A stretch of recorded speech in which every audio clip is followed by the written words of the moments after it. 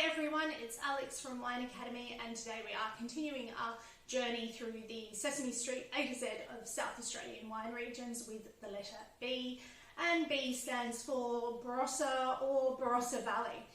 And one thing which I think isn't immediately obvious to most consumers is that there is actually a difference between Barossa and Barossa Valley.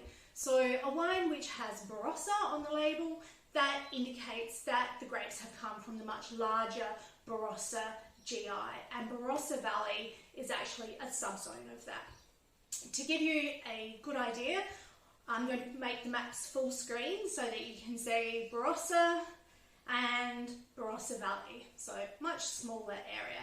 The Barossa encompasses Barossa and Eden Valleys, and we will of course get to Eden Valley when we get to the letter E. I am just going to focus today on Barossa Valley. Because the Barossa is the larger region, a lot of what I'm going to say about the Barossa Valley is broadly true in a lot of cases for the Barossa. So we are sitting northeast of Adelaide. On the map you might be able to see Golden Grove in the bottom left hand corner. That is a suburb of Adelaide, so we are a little bit further out than the Adelaide Hills, but not a huge amount. This is still kind of day trip material. So we are sitting to the north of the Adelaide Hills as well, which I mentioned in the last video. Barossa Valley is quite a small region, 578 kilometres squared, but this time we have 11,000 hectares under vine.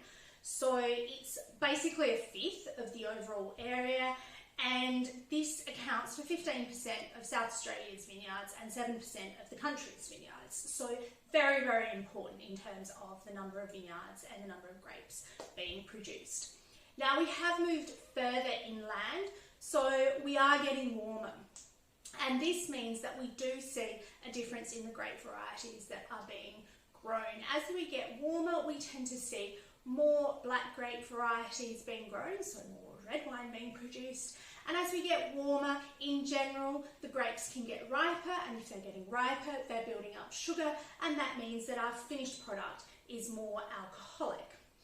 So you may be aware that the Barossa Valley is quite famous for Barossa Valley Shiraz, and those wines are typically really big, bold, fruity wines, really pronounced fresh fruit flavours, and usually pretty high in alcohol. So to see a Barossa Valley, or indeed even a Barossa Shiraz, that's 14 or 15% alcohol is not unusual at all.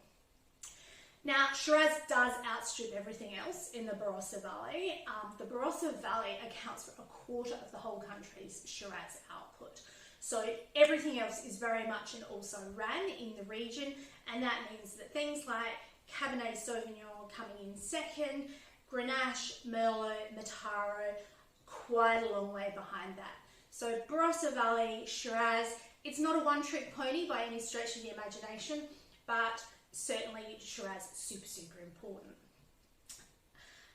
That is pretty much it for the Barossa Valley and today. Next week we will be, of course, looking at C, and we actually have 3 wine regions. I'm sure most of you are probably thinking Claire, Coonawarra, and you're thinking that we're going to be talking about Riesling and Cab Sav. You're not wrong, but you need to have a think about what the third region might be.